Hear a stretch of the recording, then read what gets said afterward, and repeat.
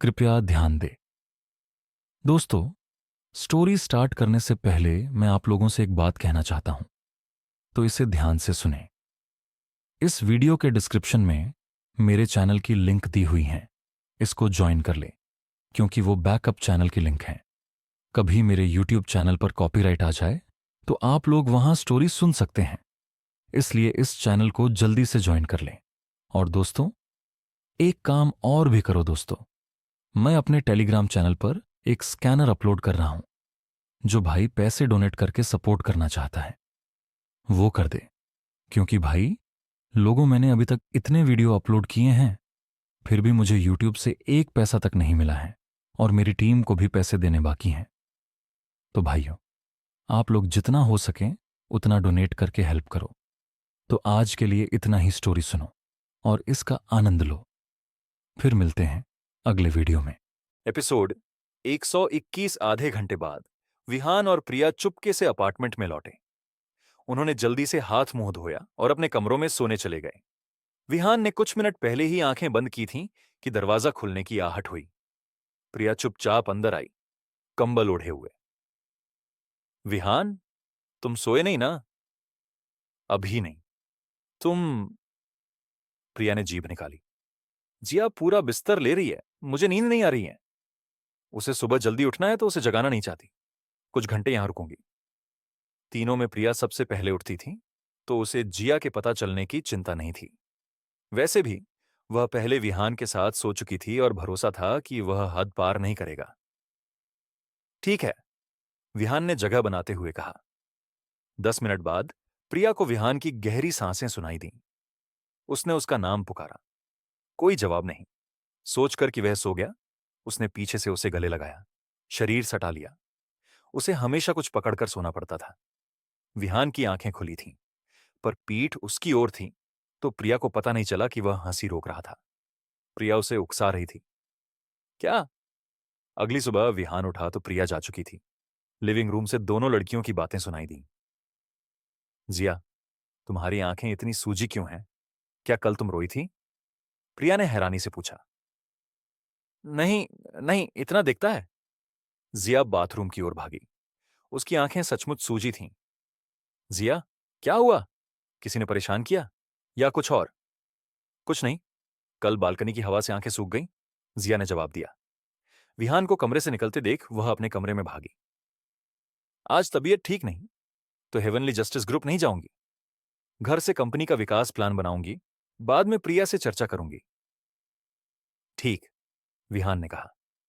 प्रिया और विराट ओबेरॉय के साथ मजबूत उत्पादों के दम पर कंपनी का विकास तय था।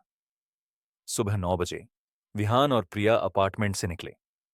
प्रिया हेवनली जस्टिस ग्रुप गई, विहान शिवाय से मिलने की तैयारी में। उसने शुरुआती साधकों के लिए एक मार्गदर्शिका लिखी थी। अगर शिवाय में क्षमता थी तो यह उसे आत्मरक्षा दे सकती थी।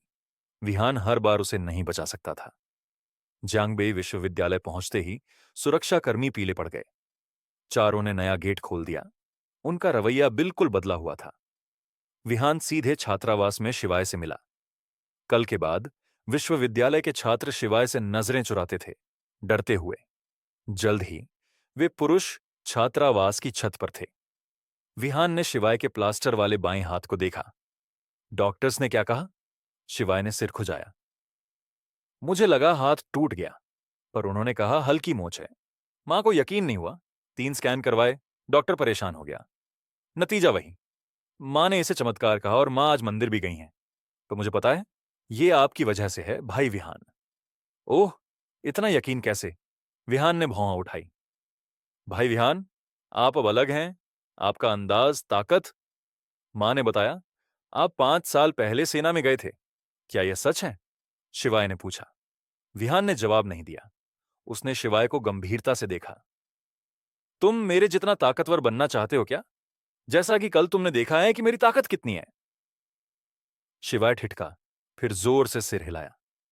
हां, आप जितनी ताकत मेरे में होती तो मैं बेबस न रहता, मां पिताजी को पिटते न देखता। उसने अपनी ठीक मुट्ठी भींची। कल अगर विहान ना होते, उसका दूसरा हाथ भी बर्बाद हो जाता। खुश होकर विहान ने एक पुस्तिका उसे दी। ताकत चाहिए तो इसमें जवाब है। शिवाय के कांपते हाथ ने इसे लिया।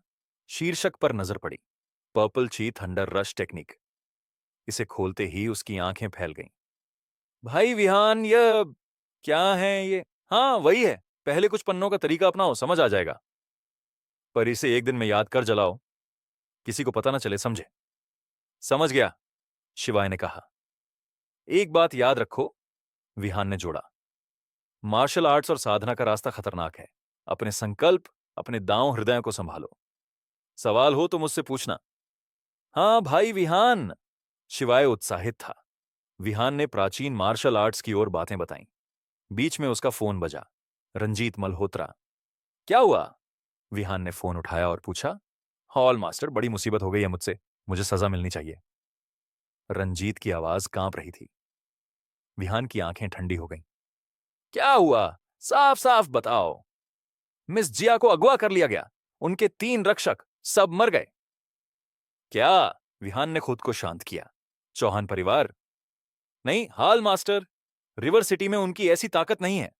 घावों से लगता है ग्रैंड मास्टर्स 1 से ज्यादा। रंजीत ने गंभीरता से कहा। हॉल मास्टर, यह मेरी गलती है।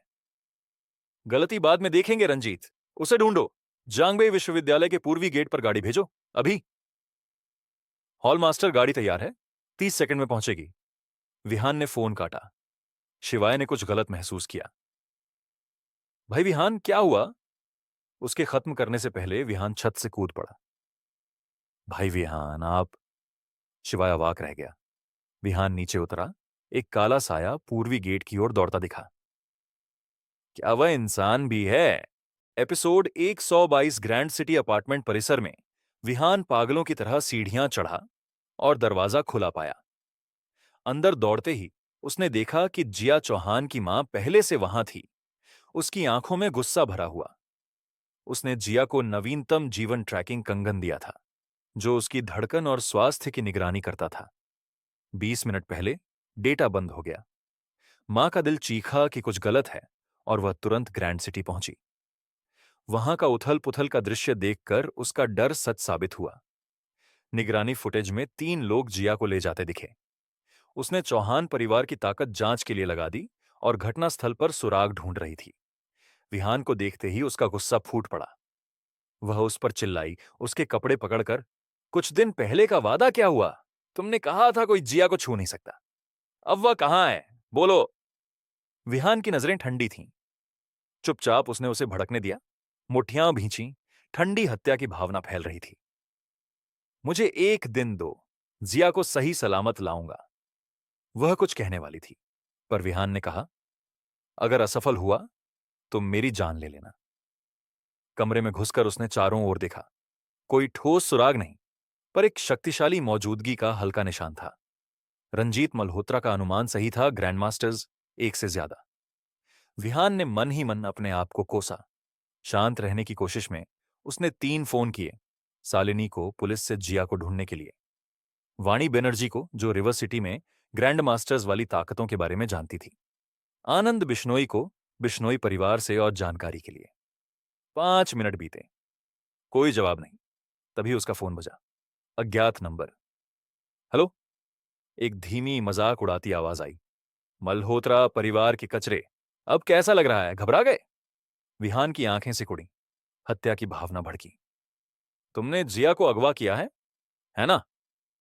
मैं ना तुम्हें जानता हूं, ना ही तुम्हारा मकसद, पर एक मौका दे रहा हूं। उसे अभी छोड़ दो तो मैं ना तुम्हें ढूंढूंगा ना पीछा करूंगा। बात खत्म। मना किया तो तुम कहीं भी छिप जाओ। मैं तुम्हें ढूंढ निकालूंगा और तुम्हारी गर्दन तोड़ दूंगा। और तुम्हारे पीछे कोई भी हो, उसे भी दुनिया से मिटा दूंगा। फोन पर सन्नाटा छा गया। यह स्क्रिप्ट उलट गई। उसे धमकाना था, न कि उससे धमकी सुनना। कुछ कहने से पहले विहान ने फोन काट दिया। हैरान, उस आदमी ने फोन देखा, पता नहीं बताया था। बिना पते वो कैसे आएगा? दोबारा कॉल किया, सेवा में नहीं। वह आदमी पागल होने की कगार पर था। क्या विहान ने जिया को छोड़ दिया? River city, balloon port. वह आदमी फोन लेकर कुलदीप देशमुख और जतिन राठौड़ के पास गया। उसने क्या कहा, वह कब आएगा? जतिन राठौड़ ने तंज कसा। सचिन, तुम घबरा क्यों रहे हो? कुलदीप देशमुख ने पूछा। सचिन देशमुख का चेहरा बिगड़ा हुआ था। जैसे उसने कुछ कड़वा खा लिया हो। उसने मुझे धमकाया और फोन काट दिया। मुझे पता बताने का मौका ही नहीं दिया उसने। क्या? जतिन राठौड़ चिल्लाया। दोबारा कॉल करो, फोन बंद है। असंभव। जतिन राठौड़ ने भौहें सिकोड़ी। विहान की चाल उसे समझ नहीं आ रही थी। उसने जिया चौहान को देखा, जो बंधी हुई थी और उसकी आंखों पर पट्टी भी बंधी हुई थी। इन लोगों को प्रिय को पकड़ना था, पर जिया पकड़ में आ गई। चौहान की बेटी। गलती भारी थी। विहान को लाना था, पर शिकार चारा नहीं ले रहा था। उसे खबर दो, आज हर हाल में यहां आए, जतिन ने हुक्म दिया। हां सर। ग्रैंड सिटी में विहान आंखें बंद किए पद्मासन में बैठा। जमीन पर एक अजीब रूना बना था, जिया की बाली बीच में। गुस्सा उसे खा रहा था। यह तकनीक आखिरी उपाय थी। शरीर पर भारी, जोखिम भरा हुआ था, पर उसे परवाह नहीं थी। हाथ की मुद्राएं बनाकर वह अजीब शब्द बुदबुदाया। ग्रेट दांव सर्चिंग तकनीक, उसके गुरु की सर्वोच्च विधि। खून के सार से हजारों मील में किसी को ढूंढ सकती थी। जैसे जैसे मंत्र तेज हुए, बाली हवा में उठी, फिर हरी आग में जली, सामान्य आग से अलग। अब विहान ने उंगली काटी, खून का सार आग में डाला। आग भड़की, उसके दिमाग में चित्र उभरा। कंटेनर, क्रेन, समुद्र, बेलुन। आंखें खुलीं, खून उबला। वह थूक न सका। चेहरा पीला, पर हत्या की भावना ठंडी रही। कमरा सन्नाटे में डूबा रहा। मेरे लोगों को छुआ तो मैं जड़ से उखाड़ फेंकूंगा। शाम 4 बजे, बेलुन पोर्ट, रिवर सिटी का पुराना खाली बंदरगाह। नया वांगजियांग पोर्ट बनने से यह सूना था। पुराने कंटेनर बिखरे पड़े थे। एक कंटेनर में जिया चौहान लोहे की कुर्सी से बंधी थी। रस्सियों से उसकी गोरी त्वचा पर खून के निशान पड़ गए थे। वह घबराई नहीं, चारों ओर ध्यान दे रही थी। ये प्राचीन मार्शल आर्टिस्ट थे, उसकी पहचान जानते थे। इन लोगों ने उसे चोट नहीं पहुंचाई थी। पानी भी दे रहे थे। वह चारा थी, कोई आने वाला था। क्या यह लोग मुझे चौहान परिवार के खिलाफ इस्तेमाल कर रहे हैं? रिवर सिटी या जांगनान प्रांत में कौन ये जोखिम लेगा? उसने सोचा। सचिन देशमुख पानी की बोतल लेकर आया। पी लो, उसने सपाट स्वर में कहा। जिया ने मुंह फेर लिया। आप कौन हैं? चौहान परिवार को ठेस पहुंचाने का मतलब जानते हैं? नाराज, सचिन ने पानी फेंक दिया। पियो या ना पियो, मुझे क्या? मैंने कब किसी की सेवा की? मैं सचिन। वह रुक गया, नाम छिपाते हुए। मिस जिया, चौहान नाम से धमकी मत दो। ये दुनिया उतनी सीधी नहीं है। मैं कोई नहीं हूं। तुम्हें खत्म कर दूं तो क्या? बोलते बोलते उसके हाथ का उपकरण लाल हो गया। उसका चेहरा बदल गया। कोई आया। विहान नहीं शायद, पर पकड़े गए तो मुसीबत। जिया को छोड़, वह बाहर भागा। कंटेनर से निकलते ही सचिन ने बेलुन पोर्ट पर हवा का झोंका महसूस किया।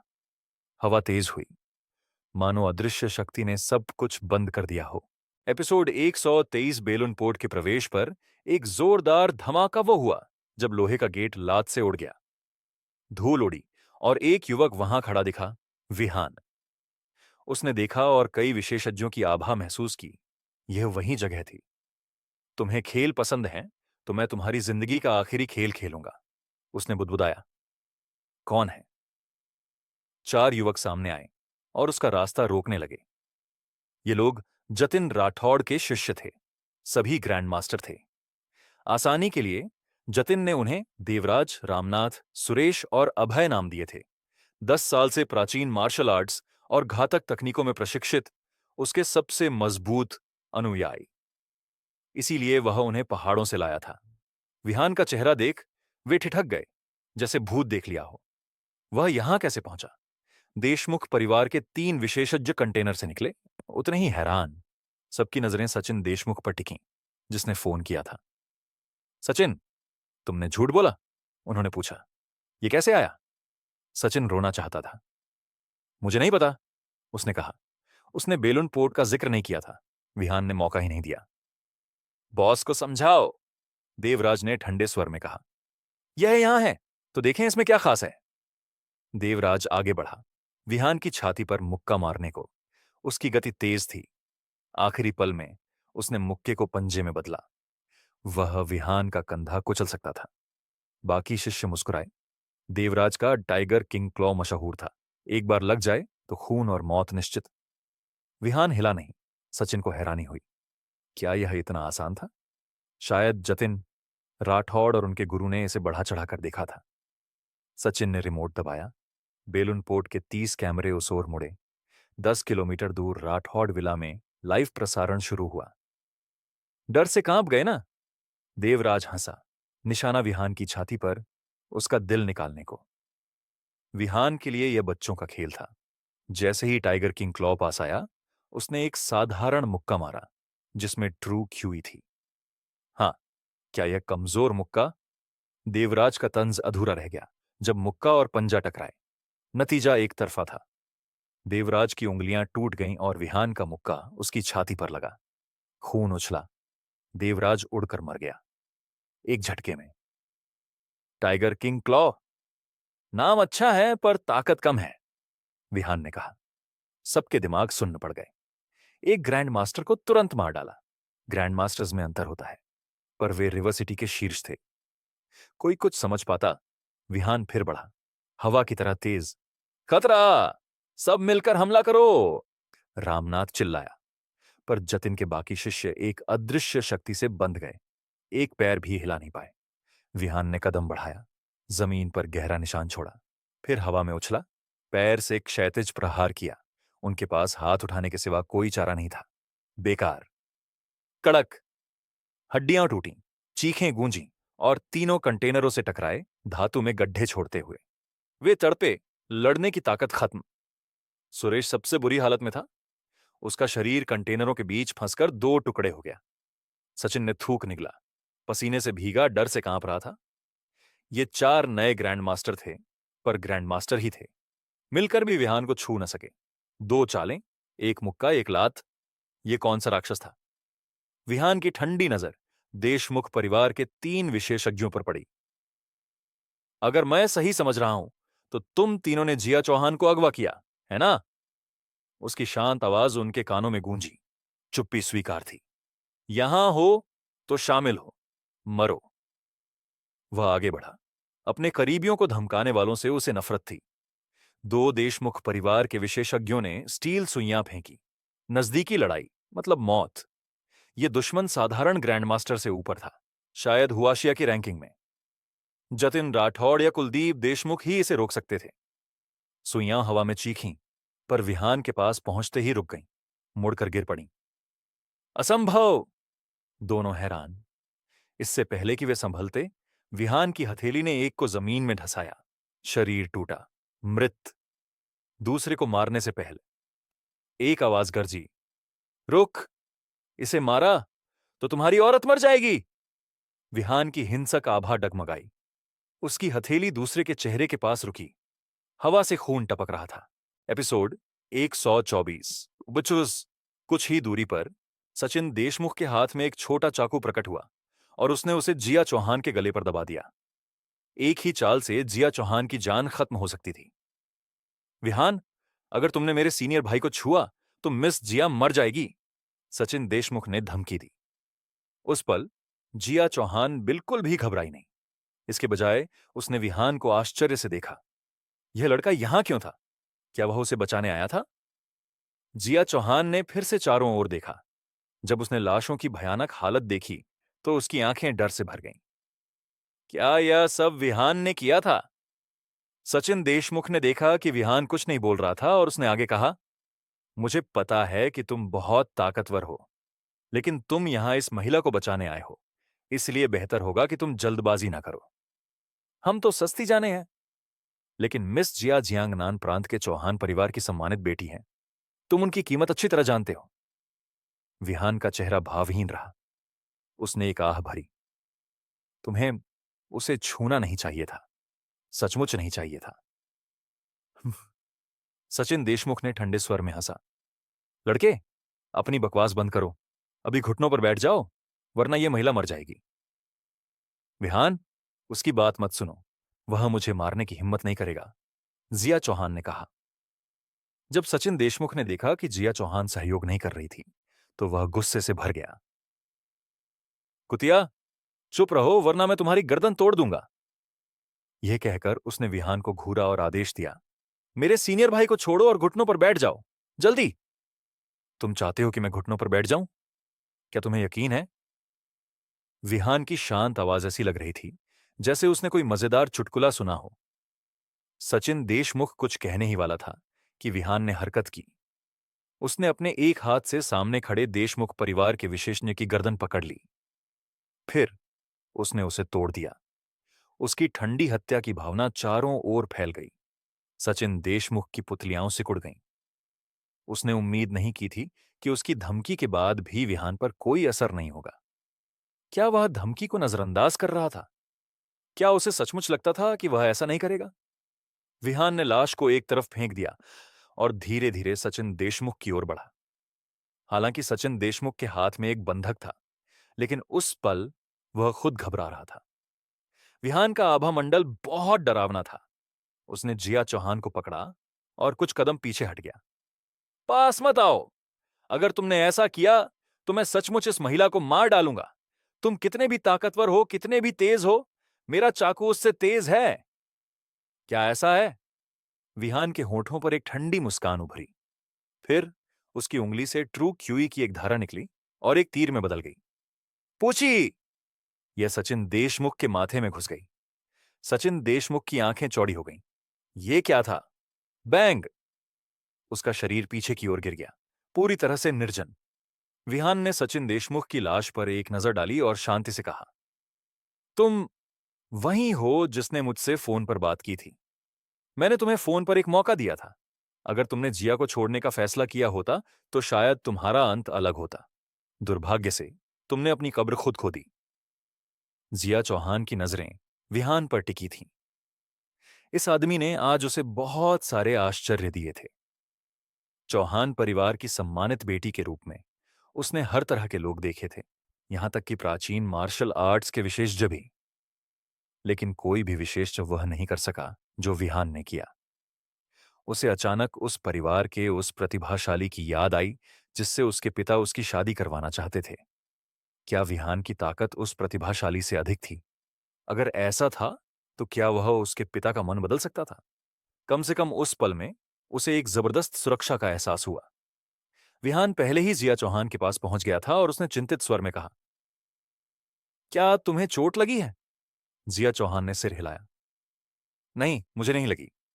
ठीक है, चलो। बहुत सारे लोग तुम्हारी चिंता कर रहे हैं, विहान ने कहा। आखिरकार जिया चौहान को ढूंढने के लिए रिवर सिटी की सारी ताकतें जुटाई गई थीं। इसके अलावा जब विहान बेलुन पोर्ट पर आया तो उसे बाहर कुछ लाशें माशें मिलीं। यह साफ था कि कोई यहां आया था, लेकिन उन लोगों ने उसे मार डाला। वरना जिया चौहान के ठिकाने की खबर रिवर सिटी तक पहुंच गई होती। विहान ने फिर कुछ टेक्स्ट मैसेज भेजे जिसमें उन लोगों से कहा कि वे उसकी तलाश बंद कर दें। उसने रंजीत मल्होत्रा से भी कहा कि वह कुछ लोगों को लाशों की जांच और निपटान के लिए भेजे। उन लाशों में इस सब के पीछे के सुराग होने चाहिए थे, चाहे वह कोई भी गुट या परिवार हो। विहान को उसे जड़ से उखाड़ना था। अचानक जिया चौहान अपने कदमों पर रुक गई। उसकी ठंडी और बुद्धिमान आंखें सीधे विहान को घूर रही थीं। क्या तुम सचमुच एक प्राचीन मार्शल आर्ट्स विशेषज्ञ हो? विहान स्तब्ध रह गया और उसने सिर हिलाया। वह वास्तव में एक सन्यासी था, लेकिन वह ज्यादा इस बारे में बात नहीं करना चाहता था। प्राचीन मार्शल आर्ट्स की दुनिया और सन्यास की दुनिया दोनों ही मार्शल आर्ट्स को सम्मान देने वाली थीं, और उनका सार एक ही था। जिया चौहान ने बहुत देर तक हिचकिचाहट के बाद पूछा, तो क्या तुम जियांगनान प्रांत के सोलंकी परिवार के बारे में जानते हो? विहान ने भौहें सिकोड़ लीं और सिर हिलाया। नहीं। क्या उन्होंने तुम्हें नाराज किया है? मुझे उन्हें नष्ट करने में कोई आपत्ति नहीं है। जब जिया चौहान ने सुना कि विहान सोलंकी परिवार को नष्ट करने जा रहा था, तो उसने हाँफते हुए हाथ हिलाए। नहीं, नहीं, मैं बस पूछ रही थी। बचपन से ही जिया चौहान लगभग हर भोज या पारिवारिक बैठक में सोलंकी परिवार का नाम सुनती थी। जियांगनान प्रांत के सभी परिवारों के लिए यह नाम एक ऊंचे और शक्तिशाली अस्तित्व की तरह था। वह कभी सोलंकी परिवार के निवास पर नहीं गई थी, न ही उसने सोलंकी परिवार के किसी व्यक्ति को देखा था। हालांकि इससे सोलंकी परिवार की भयानक ताकत को समझने में कोई बाधा नहीं हुई। विहान के लिए सोलंकी परिवार को नष्ट करना लगभग असंभव था। दरअसल जिया चौहान इस सगाई को ठुकराना चाहती थी और अपनी खुशी के लिए लड़ना चाहती थी। यही कारण था कि वह इतनी जल्दी चौहान परिवार छोड़कर रिवर सिटी आ गई थी। हालांकि समय बीतने के साथ उसे एहसास हुआ कि उसके पास ज्यादा समय नहीं बचा था, खासकर जब उसे पता चला कि जिस व्यक्ति से उसकी सगाई हुई थी वह वास्तव में सोलंकी परिवार से था। अगर उसने विरोध किया तो न केवल उसके साथ कुछ होगा, बल्कि पूरा चौहान परिवार भी खत्म हो सकता था। भूल जाओ, मैं एक एक कदम चलूंगी और उम्मीद करूंगी कि कोई मौका मिलेगा। उसी समय राठौड़ परिवार की हवेली में सब कुछ शांत था। जतिन राठौड़ और कुलदीप देशमुख बड़ी स्क्रीन को बिना कुछ बोले घूर रहे थे।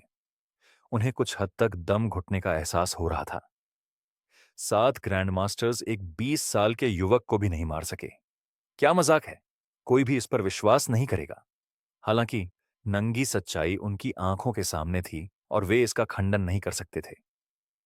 लंबे समय बाद जतिन राठौड़ ने चुप्पी तोड़ी और कहा, उसकी ताकत के आधार पर वह ग्रैंड मास्टर रैंकिंग में शामिल होने के योग्य है। कुलदीप देशमुख ने सिर हिलाया। हालांकि जैसा दिख रहा है, इस लड़के ने कोई मार्शल आर्ट्स तकनीक इस्तेमाल नहीं की। उसने उन्हें केवल ताकत से दबा दिया। या तो हमारे शिष्य उसके लिए इतने कमजोर थे कि उसे मार्शल आर्ट्स तकनीकों का इस्तेमाल करने की भी जरूरत नहीं पड़ी, या फिर उसे कोई मार्शल आर्ट्स तकनीक आती ही नहीं है। एपिसोड 125। यह मेरी एकमात्र शंका है अभी। हम वीडियो से उसकी असली ताकत नहीं देख सकते, लेकिन सोचिए, यह लड़का केवल 20 साल का है और उसने सिर्फ 5 साल तक अभ्यास किया है। भले ही वह असाधारण प्रतिभाशाली हो, लेकिन हमारे जैसे लोगों से जो दशकों से अभ्यास कर रहे हैं, उसकी तुलना कैसे हो सकती है? जतिन राठौड़ ने कहा। ग्रैंड मास्टर जतिन, क्या आपका मतलब है कि आप अभी भी द्वंद्व की चुनौती जारी करना चाहते हैं? कुलदीप देशमुख ने पूछा। जतिन राठौड़ ने स्क्रीन पर विहान की आकृति को घूरते हुए गुस्से में कहा, बिल्कुल। उसने मेरे परिवार के सदस्यों को मार डाला। अगर मैं उसे नहीं मारता तो यह मेरे लिए एक बोझ बन जाएगा और मेरी मार्शल आर्ट्स आगे नहीं बढ़ पाएगी। इसके अलावा हर कोई यह मान लेगा कि राठौड़ परिवार कमजोरों से भरा हुआ है। कुलदीप देशमुख ने विहान को देखा और उसे एक अशुभ एहसास हुआ। हालांकि चूंकि जतिन राठौड़ ने अपना मन बना लिया था, उन्हें स्वाभाविक रूप से उसका समर्थन करना था। उनकी आंखें घूमी और उन्होंने कहा, अगर यह लड़का चुनौती स्वीकार करता है तो मैं मास्टर युआन से रेफरी बनने के लिए कहूंगा। मास्टर तोमर के साथ मेरी दोस्ती को देखते हुए, भले ही इस लड़के के पास जीतने का मौका हो, मैं उसे शून्य कर दूंगा। इन द्वंद्वों में हमेशा एक विशेषज्ञ रेफरी होता था। जब जतिन राठौड़ ने यह सुना तो उनकी सांस रुक गई और उन्होंने उत्साह से पूछा, क्या आप उस मास्टर तोमर की बात कर रहे हैं जो कभी भारत के ग्रैंड मास्टर रैंकिंग में 400वें स्थान पर थे? हाँ, कुलदीप देशमुख ने सिर हिलाया। इस लड़के के जीतने का कोई रास्ता नहीं है। River city, grand city apartment complex. Vihan और जिया चौहान अभी अभी घर पहुंचे थे, लेकिन उनके बैठने से पहले ही दरवाजा खुल गया। यह जिया चौहान की मां थी। वह जिया चौहान की ओर दौड़ी और उसके शरीर के हर हिस्से की जांच करने लगी। जिया, क्या तुम ठीक हो? तुम्हें अचानक क्यों ले जाया गया? जिया चौहान ने अपनी मां की असभ्यता पर भौहें सिकोड़ लीं, लेकिन फिर भी कहा, मां, यह वास्तव में कुछ भी नहीं था। यह सिर्फ एक गलतफहमी थी। गलतफहमी? जिया चौहान की मां ने अपनी आवाज ऊंची की और विहान की ओर ठंडी नजर से देखा। फिर उन्होंने जिया चौहान से कहा, कैसी गलतफहमी? तुम बेहोश हो गई थीं। कुछ लोगों ने जबरदस्ती अपार्टमेंट में घुसकर तुम्हें अगवा कर लिया था। जिया, जब यहां कोई तुम्हारी सुरक्षा की गारंटी नहीं दे सकता, तो मेरे साथ घर चलो। तुम्हारे पिता ने जियांगनान प्रांत से 3 विशेषज्ञों को पहले ही ट्रांसफर कर दिया है। वे तुम्हारी रक्षा के लिए काफी होंगे। मैं नहीं जा रही। मैं कहीं नहीं जा रही। जिया चौहान ने साफ मना कर दिया। उसकी मां जिया को जबरदस्ती ले जाना चाहती थी, लेकिन जब उन्होंने विहान की ठंडी नजर देखी तो हिम्मत नहीं हुई। उनके सामने यह लड़का वास्तव में अजीब था। हालांकि कई दिन बीत चुके थे, फिर भी उन्हें उस दिन इस लड़के से निकली हत्या की भावना से कुछ डर लगा हुआ था। अचानक जिया चौहान की मां को कुछ याद आया और उन्होंने जिया चौहान से कहा, जिया, तुम्हें पता होना चाहिए कि तुम्हारा जन्मदिन नजदीक है। मेरे साथ कुछ दिनों के लिए घर चलो। जन्मदिन के बाद तुम कभी भी वापस आ सकती हो। जिया चौहान थोड़ा ललचाई। आखिरकार उसकी मां ने एक कदम पीछे हट लिया था। चाहे कुछ भी हो, उसे जन्मदिन की पार्टी में तो जाना ही था। और तुम्हारी दादी आज रिवर सिटी लौट सकती हैं तुम्हारा जन्मदिन मनाने के लिए। क्या तुम उन्हें नहीं देखना चाहती? जिया चौहान उस आखिरी वाक्य को सुनकर कांप गईं। उसने उत्साह से कहा, दादी भी आ रही हैं? क्या वे विदेश से लौट आई हैं? जिया चौहान की मां ने सिर हिलाया। जिया चौहान ने होंठ काटे और विहान की ओर देखा। वह कुछ कहने वाली थीं कि विहान ने सिर हिलाया। तुम वापस जाकर अपनी दादी से मिल सकती हो। मेरी ओर से भी उन्हें नमस्ते कहना। और हां, तुम्हारे जन्मदिन पर मैं वहां रहूंगा। मैं तुम्हें वापस यहां लाऊंगा। विहान के अपने कारण थे। अपार्टमेंट अब सुरक्षित नहीं था, इसीलिए जिया चौहान का विला में लौटना एक समझदारी भरा विकल्प था। इसके अलावा वह देख सकता था कि जिया चौहान अपनी दादी से कितना प्यार करती थीं। बेशक सबसे महत्वपूर्ण बात यह थी कि उसे अगले कुछ दिनों में सभी खतरे की जड़ों को उखाड़ना था। वह सभी खतरों को शुरू में ही खत्म करना चाहता था। अंत में जिया चौहान अपनी मां और कुछ अंगरक्षकों के साथ चली गईं। हालांकि जाने से पहले उसने हेवनली जस्टिस ग्रुप के विकास योजना की एक प्रति विहान को सौंपी। हालांकि वह व्यापारिक मामलों को नहीं समझता था, फिर भी विहान इस दस्तावेज की कीमत देख सकता था। मैग्निफिसेंट ग्रुप की पूर्व अध्यक्ष और जियांगनान प्रांत के एक शीर्ष व्यापारिक परिवार की बेटी होने के नाते जिया चौहान को बड़े निगमों के विकास के बारे में नेहा ओबेरॉय से ज्यादा जानकारी थी। विहान इस दस्तावेज को हेवनली जस्टिस ग्रुप में ले जाने वाला था कि तभी एक लगभग 10 साल का छोटा लड़का अपार्टमेंट के दरवाजे पर आया। क्या आप अंकल विहान हैं? विहान ने सिर हिलाया। अंकल विहान, एक बूढ़े व्यक्ति ने मुझे यह आपको देने के लिए कहा।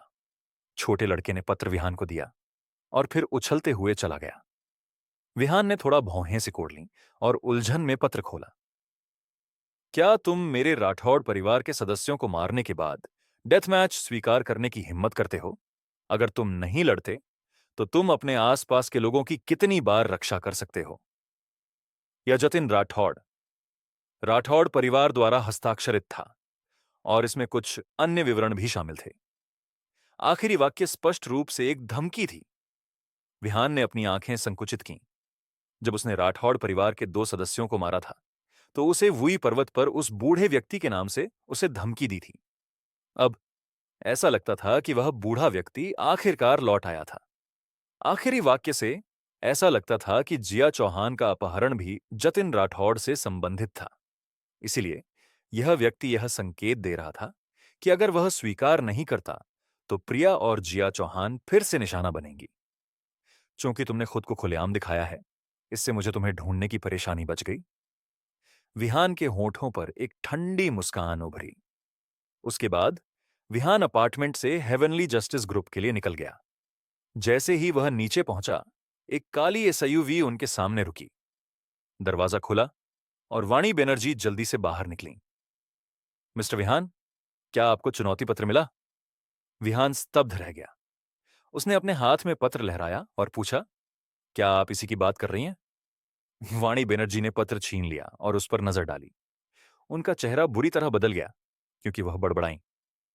यह वास्तव में सच है। धिक्कार है। क्या गलत है? आपको इसके बारे में कैसे पता? विहान ने उत्सुकता से पूछा। आखिरकार उन्हें यह सिर्फ 1 मिनट पहले मिला था। बनर्जी परिवार को यह खबर इतनी जल्दी कैसे मिली? यह बहुत तेज था। वाणी बनर्जी ने जल्दी से समझाया, मिस्टर विहान, यह बहुत पहले ही सार्वजनिक हो गया था। अब रिवर सिटी की सभी ताकतें आपके और मास्टर जतिन के बीच की लड़ाई के बारे में जानती हैं। River city martial arts arena विवादों को सुलझाने के लिए इस्तेमाल होता है। इसे 5-6 साल से सक्रिय नहीं किया गया है, क्योंकि यह केवल डेथ मैच के लिए प्रयोग होता है। जतिन राठौड़ स्पष्ट रूप से वहां आपको मारने की योजना बना रहे हैं। वाणी बनर्जी ने देखा कि विहान का चेहरा भावहीन रहा और जारी रखा, मिस्टर विहान, आप चुनौती पत्र को अस्वीकार कर सकते हैं। आपको बस इसे नजरअंदाज कर देना चाहिए। दोस्तों, वीडियो को लाइक करो और चैनल को सब्सक्राइब करो। और भाई, लोगो डिस्क्रिप्शन में दिए ये मेरे टेलीग्राम चैनल को ज्वाइन करो और पैसे डोनेट करके मुझे सपोर्ट करो भाइयों। एक बात आप भी सोचो, मैं इतनी मेहनत से स्टोरी बनाता हूं और फिर उसे एडिट करके अपलोड भी करता हूं, फिर भी मुझे यूट्यूब से अभी तक एक पैसा भी नहीं मिला है। तो भाइयों, पैसे डोनेट करो और सपोर्ट करो भाइयों।